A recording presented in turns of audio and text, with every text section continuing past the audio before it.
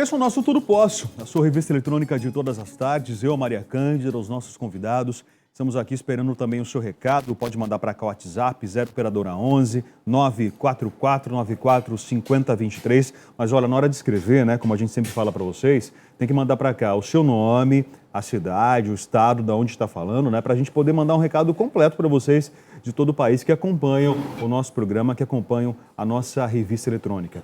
E agora a gente vai falar sobre saúde.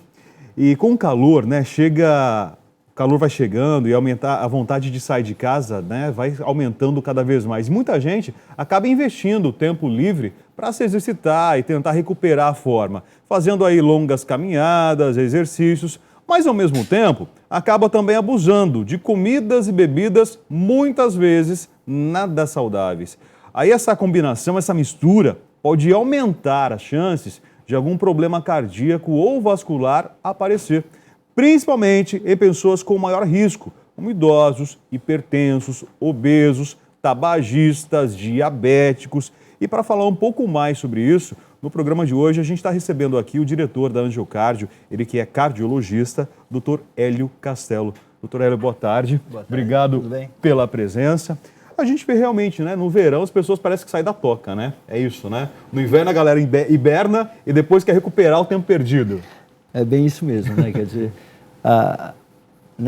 na verdade começa lá em novembro, mais ou menos, um pouquinho antes do verão, as pessoas começam a querer arrumar sua vida para o verão, né?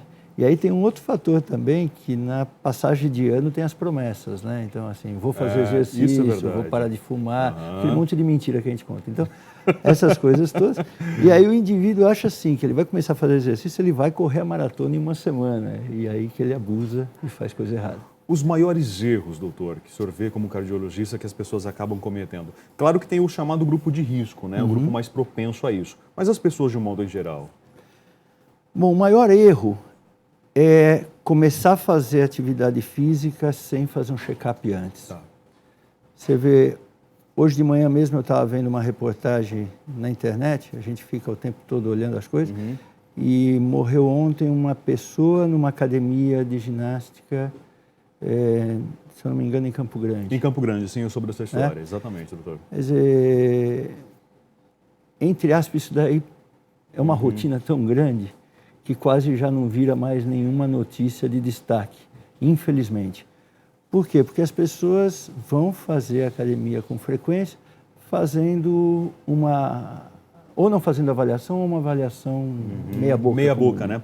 Aliás, né, muitas vezes as pessoas acabam torcendo o nariz quando chegam para se matricular numa academia, e a academia, quando é séria, acaba pedindo justamente, né, um exame com um profissional, com um médico, né? Exatamente. Muitas academias, inclusive, burlam isso, né? Só para ter o aluno ali dentro, para receber, para ganhar o dinheiro, e infelizmente, né, acabam acatando a Deus dará, assim, né? Rafael, nós temos os três lados da história.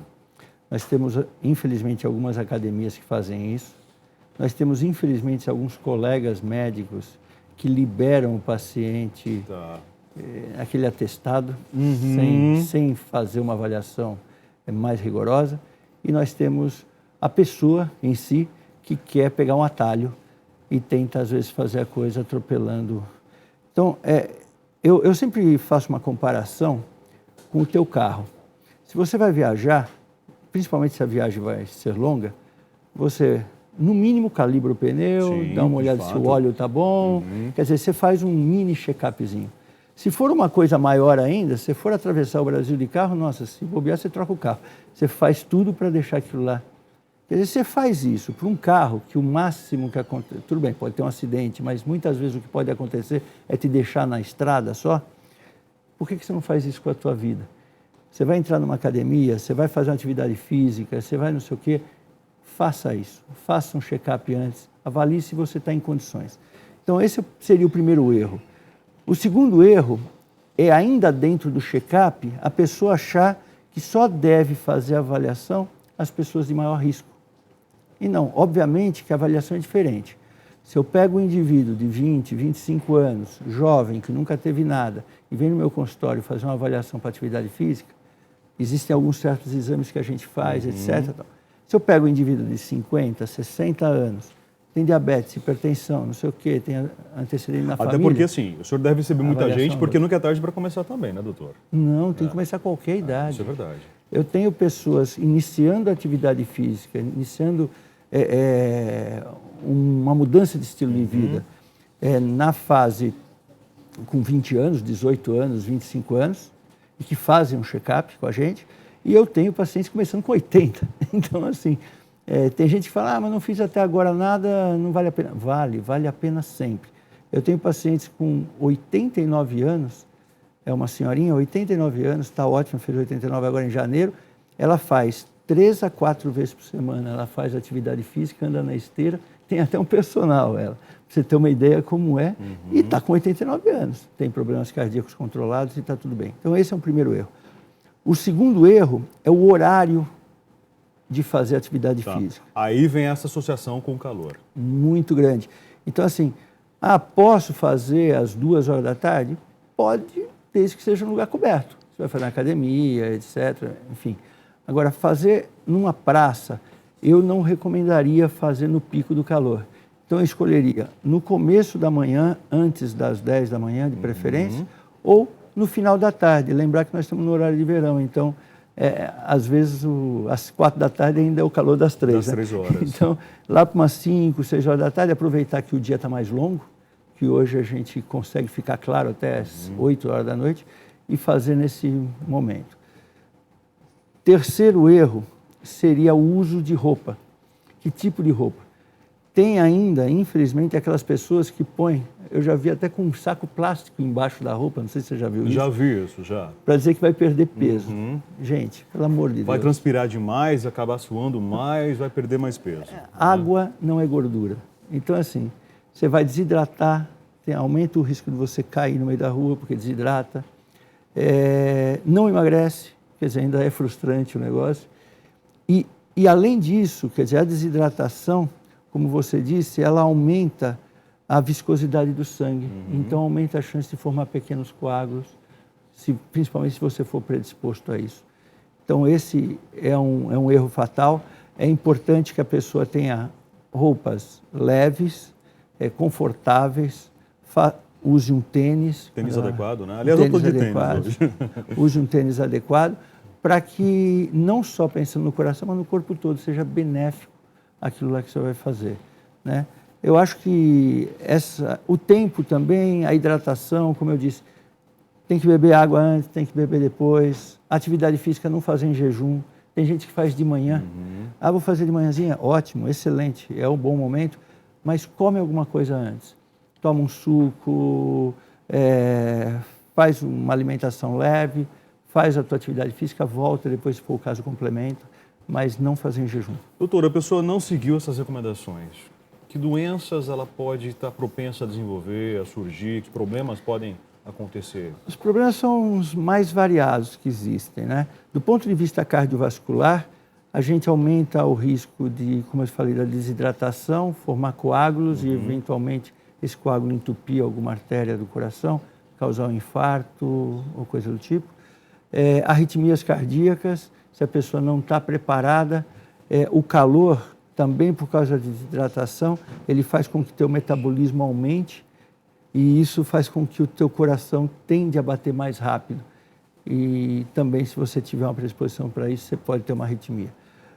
Do ponto de vista de músculo esquelético do corpo inteiro, você tem que pensar que se você não se hidratar, não se alimentar adequadamente, se aumenta o risco de lesões. A desidratação faz com que você tenha um metabolismo, a gente diz, anaeróbio nos músculos, então aumenta a chance de câimbras, de contrações inadequadas. Então, eu até brinco com meus pacientes que eu falo, você fez atividade física, no dia seguinte você não consegue andar, sabe aquela coisa? Não consigo nem andar, você fez errado, porque você ultrapassou o teu limite. Então, são vários os problemas que podem acontecer aí. Tá. Tem como evitar tudo isso, né? Com certeza. Tem, eu acho assim, Rafael, tudo na vida a gente tem como evitar. A pessoa pode fazer as coisas delas, mas, volto a dizer, ela tem que fazer uma avaliação periódica, no mínimo uma vez por ano, se ela for de grupo de risco. E quem são os grupos de risco, principalmente do ponto de vista cardiológico?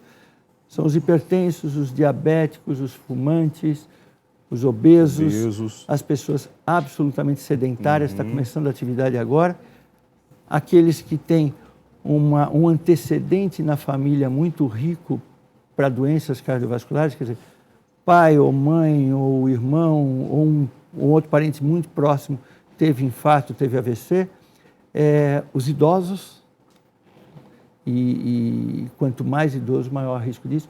Esses são os grupos mais de risco. O senhor acompanha a previsão do tempo, doutor? Acompanha. Assusta muitas vezes quando a gente vê o mapa do Brasil lá e a moça do tempo vai mostrando pra gente, ó, aqui vai fazer hoje 40 graus, mas com sensação térmica de 45, 47, por aí vai. Eu ia falar isso para você.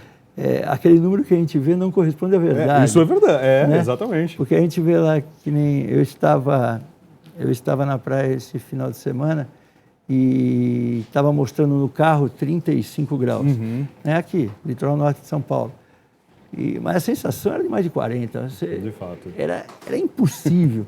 A minha filha foi para o Rio de Janeiro, ela falou que a sensação estava quase 50 graus na orla lá. Na orla? Tá, na praia. Na praia mesmo. Então, a sensação é o que afeta a gente, né? E aí vem outras coisas que nós nem falamos, né? Tem que pensar na pele, né? Existem aquelas pessoas que deitam... Parece jacaré exposto ao sol. Sabe aquele franguinho que vai rodando, aquele frango de padaria que a gente brinca? Então, a pessoa vai tostando e ela vai ficando da cor do frango, meu, cada vez ela vai... Eu fico. Então, assim... Eu fico vermelho, roxo. Mas tem que tomar muito cuidado por causa da pele. O câncer de pele é um dos cânceres mais comuns aí do ser humano e parece uma coisa besta que você tira uma verruguinha e passa, mas mata. Então, e não é legal também, né? Imagina, mesmo que for pequenininho, você vai ter que submeter alguma coisa. Agora, doutor, a gente falou muito sobre o atleta que quer, de repente, de uma hora para outra, correr uma maratona, de repente se enfia numa academia, vai fazer atividade, mas tem aquele também que vai só para o final de semana, correr no Ibirapuera ou nos parques espalhados pelo Brasil afora. Isso é um problema sério também, né? Até porque ele muitas vezes não vai acompanhado. Talvez seja até pior, Rafael. Pior ainda? Eu acho que é até pior, porque ele é um sedentário, mas na cabeça dele não é. Ele acha que ele pratica esporte. Então, eu pego pacientes, às vezes, no hospital. Anteontem mesmo, eu atendi um paciente com infarto e a gente conseguiu lá desobstruir a artéria dele e tal, com angioplastia. Aí depois, conversando melhor com ele, com a coisa mais calma, eu falei assim, você faz alguma atividade física? Faço sim, senhor. O que você faz? Jogo bola domingo. Eu falei, então você não faz. Não faz. O cara que pratica atividade física só uma vez por semana é recreação. Isso é recreativo. Eu falo que essa atividade física, em termos de atividade física, é que nem você ir no cinema, é que nem fazer outra coisa qualquer. É só uma recreação, só que ela tem um risco, né? E no cinema o risco é só o preço do ingresso, o filme ser ruim. Tá, no caso desse paciente, né, mas existem outros também com o mesmo histórico talvez parecido, doutor, o fato dele ter infartado, seria isso, né? Seria justamente essa irregularidade de atividade física, de apenas uma única vez, ele está mais propenso a isso? Esse é no caso desse paciente que eu contei especificamente, um senhor de 57 anos, esse é um dado que coloca ele como um grupo de risco, quer dizer, ele é um sedentário, faz atividade física uma vez por semana e é uma atividade assim, ele joga bola. O futebol não é uma atividade aeróbica, né? Ele tinha outros fatores associados. Ela não é um hipertenso, é um diabético e tem 57 anos, quer dizer, já tem mais de 40 anos. Coleciona fatores. Ele coleciona fatores. Mas, é o que eu disse, na cabeça dele, ele não era sedentário. Então, um fator ele não tinha na cabeça dele, mas ele tem. Então, a atividade física ela tem que ser rotineira, ela tem que ser frequente, no mínimo 3 vezes por semana. E não é muito não, gente, é você caminhar meia hora, 40 minutos, todo dia. Não precisa correr. Não precisa correr. Agora, até para essa caminhada, faz uma avaliaçãozinha, passa, dá uma olhada se está tudo bem, e aí você toca o barco. Controla o horário, controla a hidratação. Exatamente. Tudo isso vai te ajudar a evitar justamente esses problemas que surgem agora, principalmente no verão. Agora, por um infarto, doutor, o que é pior? É o verão ou é o inverno? Então, até alguns anos atrás, nós acreditávamos que era o inverno quando tivesse muito frio. Hoje a gente sabe que são os extremos. Muito frio ou muito, muito calor. Nos dois extremos você aumenta a chance. No frio, porque contrai os vasos, que a gente chama de vasoespasmo. Essa contração dos vasos, por isso que a gente fica mais pálido, mais branquinho no frio, né, que os vasos ficam fechados. Essa contração dos vasos também contrai os vasos do teu corpo inteiro, com isso sobe a tua pressão, aumenta o risco. No verão, os vasos se dilatam, a tendência é cair a pressão, só que por desidratação aumenta a chance de coagular o sangue, que o sangue nada mais é do que um monte de elemento e água. Se você diminui a água, fica mais concentrado, fica mais grosso, vamos dizer assim, e com isso aumenta a chance de formar coágulo. Então os extremos são muito ruins. O extremo calor, ele afeta principalmente os idosos, porque os idosos têm esse problema de desidratar mais fácil, né? Nos dois afeta qualquer pessoa. Nós falamos muito aqui, acredito, sobre adulto. E quando a gente olha para as nossas crianças? Aliás, eu estou com os meus 2 sobrinhos aqui, no programa de hoje eu vou mostrar para vocês. São lindos. São bacanas, estão quietinhos ali no sofá. Daqui a pouco eu mostro para vocês. O Luca e a Alicia vieram passar uns dias de férias aqui. Para as crianças, é complicado também, doutor? Olha, a criança, eu acho o seguinte, eu acho que criança, ela não está fazendo atividade física, né? Olha aí, o Luca e a Alicia aí. Dá tchauzinho, dá tchauzinho. Eles estão tímidos. Eles estão tímidos ainda. Daqui a pouco a gente vai conversar com eles. Então, assim, as crianças, elas devem fazer atividade física, deixar uma coisa bem esclarecida, não é colocar em academia levantar ferro. Tá. Pelo amor de Deus, isso não pode, porque vai afetar o crescimento da criança, ela não está preparada para isso. Mas atividade física, aquela coisa que fazia quando era criança, brincar de pega-pega, esconde-esconde, andar de bicicleta e tal. Hoje as crianças ficam no videogame. No videogame. Celular. Preciso fazer um check-up numa criança? Eu acho que, não check-up como adulto, eu acho que as mães têm que levar as crianças no pediatra. O pediatra é o clínico geral da criança. Então tem que levar para orientar, ver se a criança está pisando certinho, se ela está calçando, se o sapato está adequado. É claro, ver se tem algum problema cardíaco de nascimento. Isso é detectado geralmente nos primeiros anos de vida. Mas o principal é orientar a mãe para isso. Mas a mamãe tem que tirar ele de frente da televisão. Sabe que esses dias, ali no Ibirapuera, eu vi um pai correndo com o filho do lado. O filho não devia ter nem 10 anos de idade, né? E o pai forçando, vamos filho, vai alcançar o pai, vamos lá, vem no meu ritmo, você vai ficar para trás, né? E forçando ali, e estava um sol escaldante. Você vê que é um despreparo dos dois, né? Coitado, da criança não, mas é um despreparo, estou dizendo, dele como do adulto, como atleta, vamos dizer assim, como querer ser um atleta, e como pai. E como pai também. Porque assim, desculpe ao pai, nós nem citamos ele, mas primeiro, não deve colocar a criança, nem ele, correndo num calor escaldante aí no parque. Segundo, forçar a criança a ir no seu ritmo. A criança tem o ritmo dela, a criança tem que ter a formação dela, a evolução dela no ritmo normal. Então você aumenta o risco da criança fazer uma lesão, cair, tropeçar, às vezes ela não está preparada para aquela atividade. Então acho que tem que ir aumentando mesmo, mas tem que ser uma coisa bem controlada, bem legal. Bom, doutor, vamos repetir então agora as dicas aqui, né, que a gente falou durante toda essa nossa conversa. O que as pessoas não devem fazer? Então elas não devem fazer atividade física no calor escaldante, vamos dizer assim. Então evitar os 2 picos, os picos de temperatura, que são das 10h30, 11 horas até umas 4 da tarde atualmente. Então, dar preferência às 2 extremidades, o comecinho do dia ou o final do dia, usar roupas leves, se hidratar adequadamente o tempo inteiro. É importante que leve até uma garrafinha na mão, se for o caso, se vai andar muito ou correr muito.